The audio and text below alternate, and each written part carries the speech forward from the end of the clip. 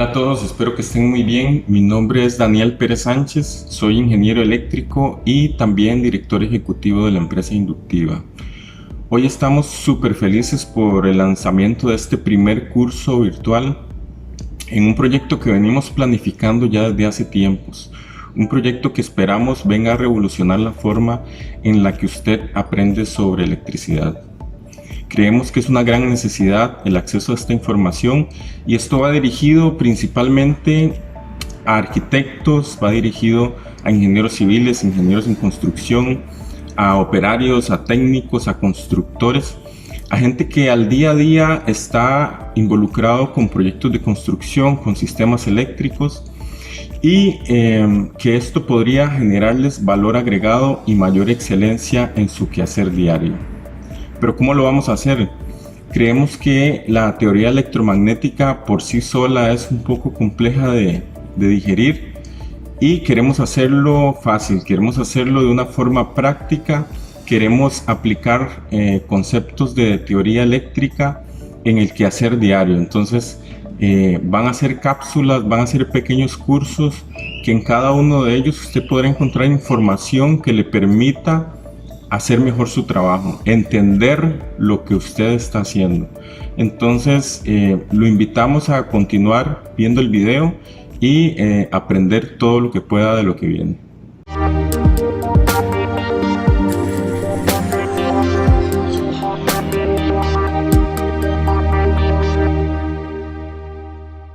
Ok, empezando con la materia, creo que es importantísimo introducir las variables eléctricas básicas con las que vamos a trabajar y con las que vamos a seguir trabajando. Posteriormente en otros cursos se van a venir agregando otras variables, pero estas son las básicas que debemos manejar.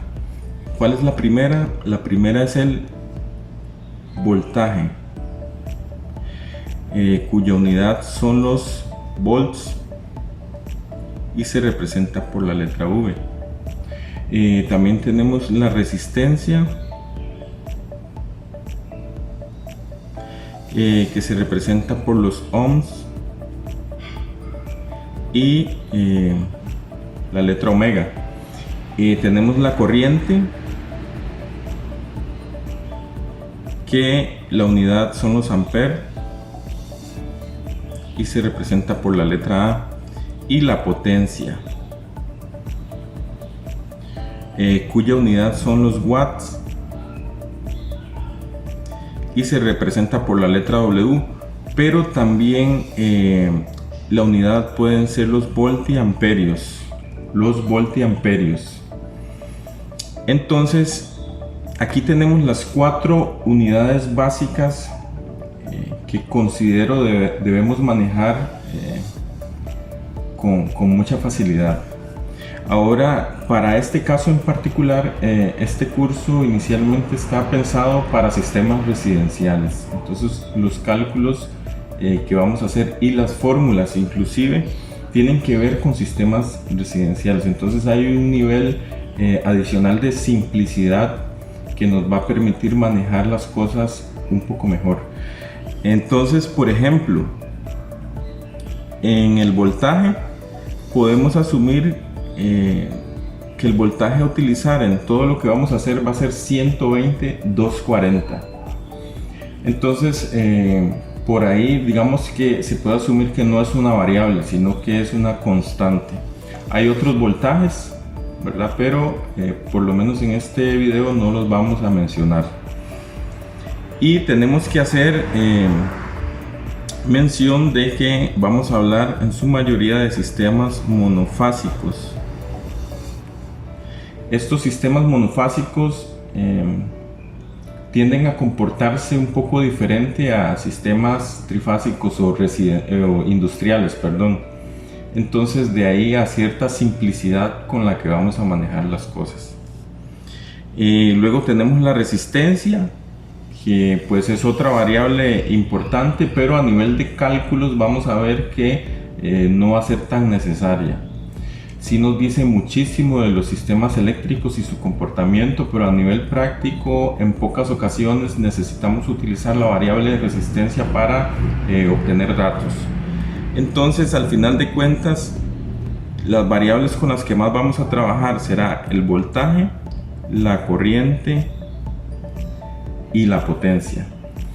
Existen otras variables como la inductancia, la capacitancia, el factor de potencia, fenómenos de corrientes armónicas y muchas cosas más de las que más adelante podremos ir hablando, pero en este momento es una introducción. Entonces, aquí nos vamos a casar con una fórmula en este curso y es P igual a V por I. Eso significa potencia igual voltaje por corriente, o sea que yo puedo obtener la potencia por medio de multiplicar un dato de voltaje por un dato de corriente. Pero para explicarles esto, ¿por qué los watts son igual a los voltiamperios? Es básicamente por esto. Ya vimos que la potencia se puede representar en watts, ¿verdad? Es la unidad más conocida. Lo que pasa es que algunos técnicos o electricistas constructores, cuando ven un valor que dice VA, pues lo que más conocen es la letra W de watts para poder identificar la potencia. Entonces a veces hay alguna cierta confusión, que con esto espero que les quede claro. Entonces, según la fórmula tenemos P igual V por I, o sea, W igual, ya vimos que el voltaje se representa en volts, entonces vamos a poner V por, y la corriente se representa con ampere, con A, entonces VA. Entonces al final tenemos que W es igual a VA. O sea, la potencia, por lo menos para este caso, para casos residenciales, casos que tienen un mayor comportamiento resistivo, donde no vamos a hablar de potencia reactiva, ni potencia aparente, ni ese tipo de términos, podemos definir que la potencia en watts es igual a los voltiamperios. Entonces, de ahí para que entendamos un poco cuando veamos un dato de potencia especificado en voltiamperios. Ok. El asunto es que de esta fórmula tan simple, P igual V por I, podemos obtener tres fórmulas. Bueno, una que es P igual V por I. La segunda que cuando queramos averiguar el voltaje, por ejemplo. Entonces, V igual P dividido entre I, o sea, el voltaje igual la potencia dividida entre la corriente. Y por tercero, cuando queramos averiguar la corriente, que sería la potencia la potencia dividida entre el voltaje.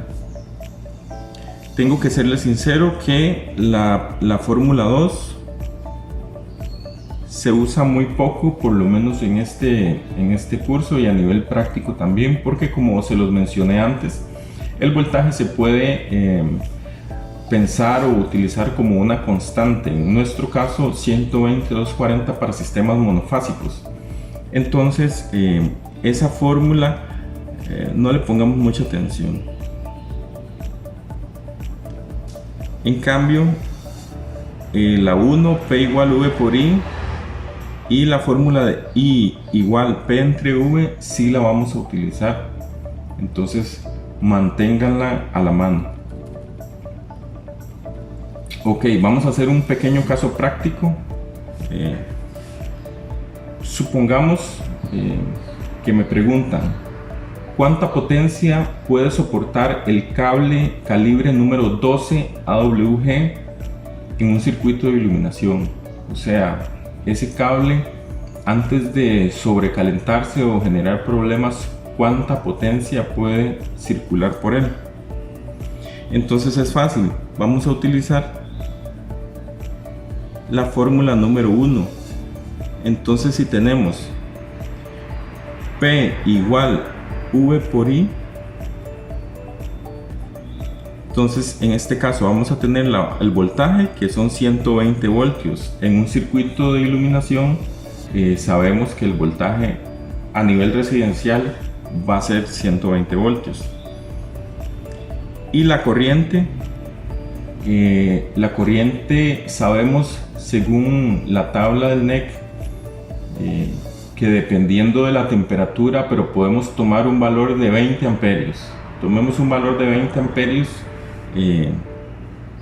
de soporte de corriente del cable 2. Entonces vamos a tomar 20 amperios solo para un tema práctico. Entonces vamos a obtener la potencia. Entonces sustituimos valores. En V ponemos 120 voltios por la I, que serían 20 amperios.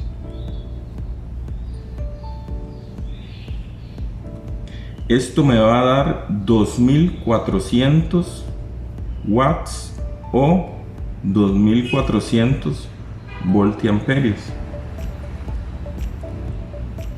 Estamos claros ahí, ¿verdad? Es una simple multiplicación de voltaje por corriente. El voltaje lo asumimos de la constante 120 voltios y la corriente de los 20 amperios, que según el código eléctrico puede soportar un cable número 12. Entonces dice, otra pregunta, que usted le pregunten, esta pregunta se da mucho en la realidad, ¿verdad?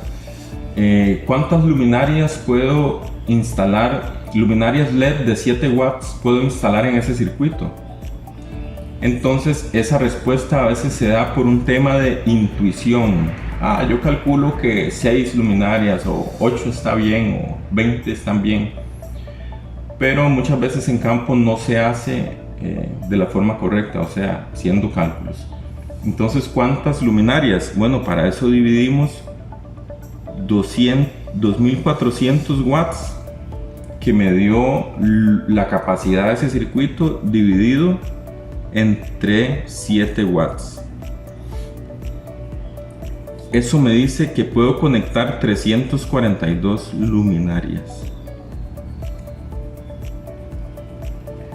Lo cual es irracional, lo cual es poco práctico a nivel de proyectos residenciales, porque no, bueno, al menos yo en mi vida nunca he visto una casa con 300 luminarias, ¿verdad? En promedio las casas de clase media pueden andar por 20, 40 luminarias máximo.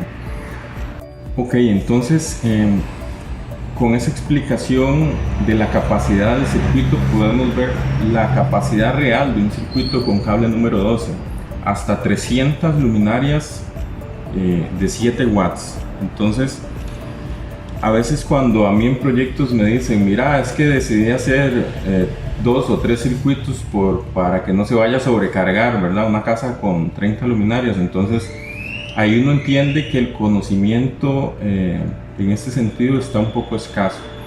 Ahora, si usted decide hacer 2 o 3 circuitos por un tema de que el cliente lo quiere así, o de que por temas de mantenimiento o algún otro parámetro usted quiere hacer la división, pues está bien, pero siempre y cuando sean por las condiciones correctas. Ahora vamos a poner un caso práctico número 2. El típico, un horno. Una señora compró un horno eléctrico y quiere conectarlo en su cocina. Entonces usted tiene que tomar una decisión. O lo conecto a un circuito existente o hago un nuevo circuito para él. Y comúnmente los clientes quieren lo más barato, ¿verdad? Entonces a veces se toman decisiones pensando en lo más barato y no en la seguridad. Bueno, ¿qué debemos hacer ahí? Tenemos que pensar en la carga eléctrica, de ese horno para hacer los cálculos y tomar esa decisión. Pero ¿de dónde viene la carga eléctrica? La carga eléctrica la podemos encontrar en la placa.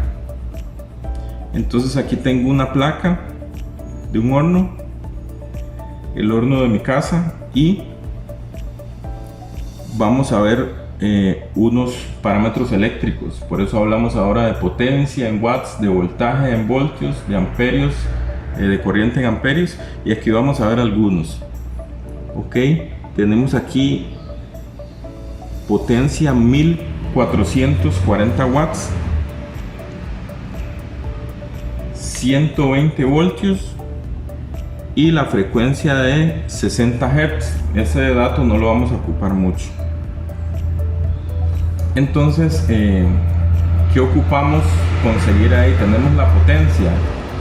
¿Qué ocupamos conseguir ahí? Ocupamos conseguir la corriente. Entonces, la fórmula que habíamos visto de la corriente era I igual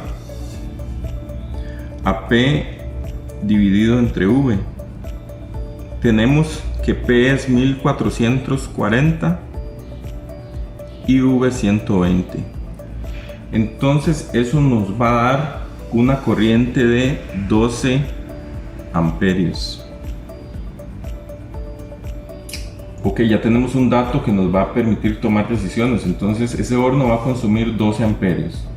Si pensamos un poco en la realidad que encontramos en las construcciones actuales, el código eléctrico pide que deben de haber mínimo 2 circuitos en la cocina, pero la realidad es que a veces encontramos hasta solo uno, y ustedes saben que en la cocina es el lugar de mayor densidad de cargas. Entonces ahí vamos a encontrar la licuadora, el horno microondas, la arrocera, la waflera, la tostadora, y bueno, ahí tiene que existir un criterio de parte suya.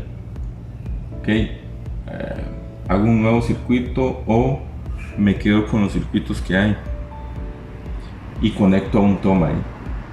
Bueno, en mi criterio personal yo tiro un nuevo circuito definitivamente, porque ya 12 amperios es más del 50% de la capacidad de un circuito con cable 12 AWG. Entonces, para evitar cualquier problema, ahí sí es necesario tirar un nuevo circuito, pero justificado técnicamente. Inclusive si su cliente le dice ¿por qué? Mira, por esto. Entonces espero, muchachos y muchachas, que les haya servido esta información. Realmente queremos llevar la teoría a un nivel práctico, a un nivel del día a día de ustedes. Síganos en redes sociales como Inductiva. Háganos por favor cualquier consulta, porque el nuevo material que podamos hacer va a estar relacionado con lo que usted opine de esto, con la necesidad real que usted tenga de información, y por favor esperamos que lo disfrute y que le pueda sacar provecho.